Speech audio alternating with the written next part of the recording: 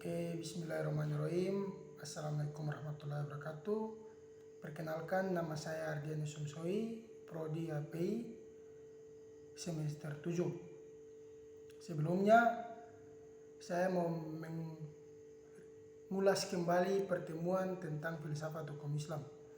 Pertama, filsafat hukum Islam adalah pengetahuan tentang hakikat, rahasia, tujuan Islam, baik dan menyangkut materi maupun proses penetapan atau filsafat yang digunakan untuk mencarkan, menguatkan, dan memelihara hukum Islam sehingga sesuai dengan maksud dan tujuan Allah Subhanahu wa Ta'ala menetapkan hukum di muka bumi.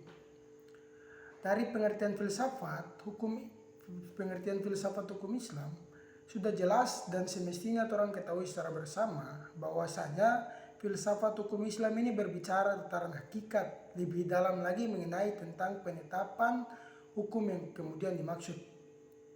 Saya mau buat perbandingan di sini. Perbandingannya adalah kalau orang bercerita tataran hukum Islam saja, berarti dalam persoalan penetapan asbabul nuzul. Namun kalau orang bercerita dalam konteks filsafat hukum Islam, berarti secara tekstual juga orang harus melihat lebih jauh lagi. Kenapa saya katakan secara tekstual? Misalkan dalam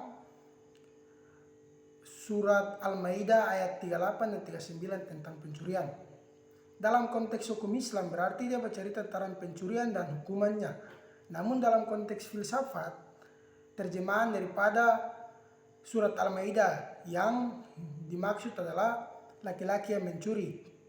Berarti bercerita tentang filsafat, orang sudah bisa ketahui bahwasanya filsafat ini merangkup lebih dalam tentang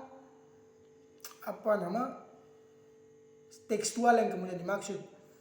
Tadi bercerita filsafat berarti orang bercerita di tataran tekstualnya juga. Misalkan laki-laki yang mencuri dan perempuan yang mencuri. Secara tekstual laki-laki dikedepankan dalam hal filsafat. Itu bercerita tentang filsafat hukum Islam yang kemudian menjelaskan tentang hakikat lebih dalam mengenai hukum. Selanjutnya di karakteristik filsafat hukum Islam. Karakteristik filsafat hukum Islam.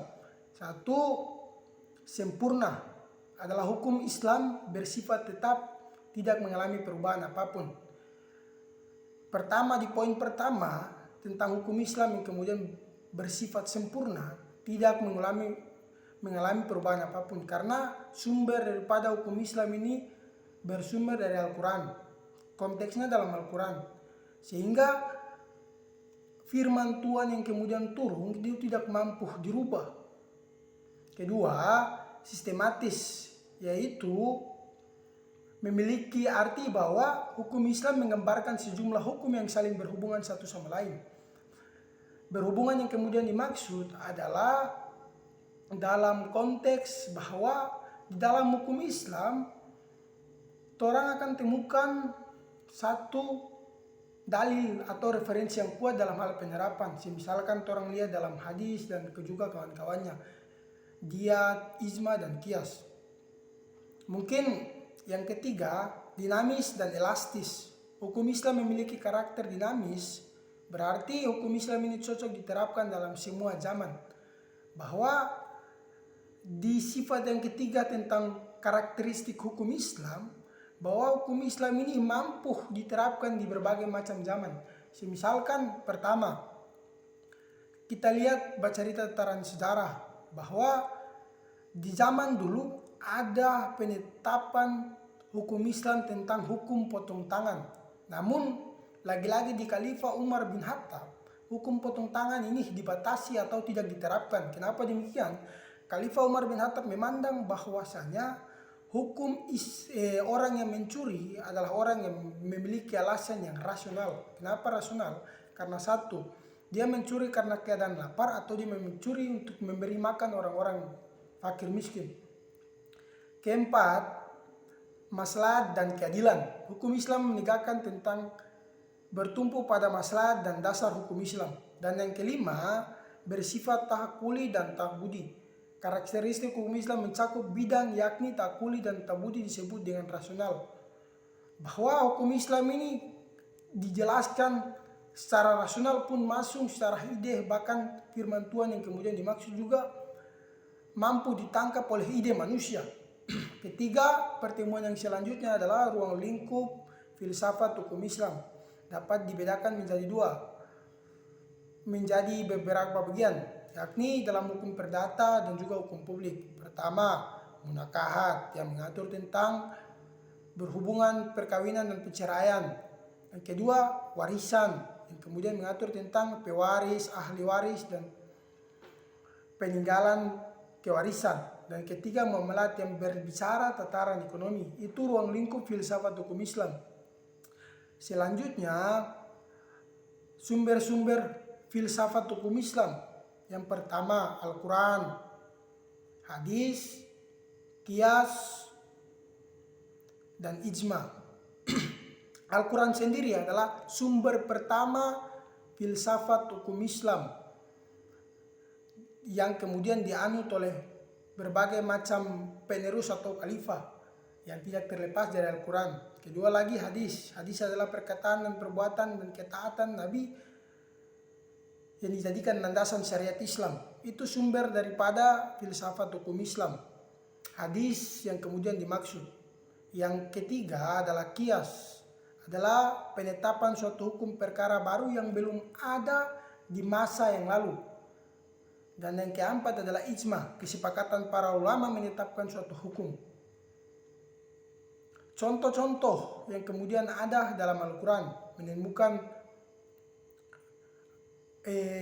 satu argumen yang kuat untuk bagaimana menerapkan hukum yang kemudian berada di Al-Quran, yakni kita tinjau dalam segi hadis yang dimaksud oleh Nabi itu sendiri.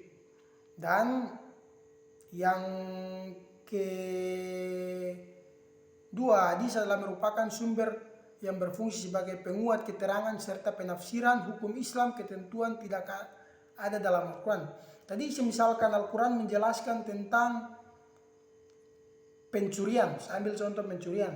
Al-Quran bilang laki-laki yang mencuri dan perempuan yang mencuri dipotong tangannya. Kita tinjau dalam hadis itu sendiri, Nabi menjelaskan secara detail bahwasanya potong tangan itu batasnya dari mana, entah jari-jari, pergelangan tangan, bahkan sampai ke siku. Itu dilihat dari hadis itu sendiri. Namun jikalau hadis itu tidak ada sama sekali, berarti kita kembali lagi ke ijma atau penetapan hukum yang kemudian disepakati oleh para ulama. Dan contoh yang kemudian dimaksud, contoh yang ketiga adalah ijma, adalah diadakan azan dan iqomah di sholat Jumat, mulai diterapkan pada masa kepemimpinan Utsman bin Affan. Jadi penetapan suatu aturan yang kemudian disepakati itu misalkan ijma dengan contohnya azan dan iqomah. Dan yang terakhir adalah qiyas, analogi atau perumpamaan yang contohnya menentukan hukum halal atau haram narkotika.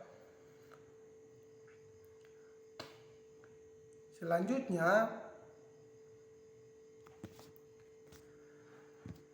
dan qiyas adalah analogi atau perumpamaan, maka contoh menentukan hukum halal haram narkotika, maslahat mursalah. Misalkan contoh sederhana, Umar bin Khattab menumpahkan susu yang dicampurkan air guna memberi pelajaran kepada si pedagang yang kemudian curang dalam hal timbangan dan juga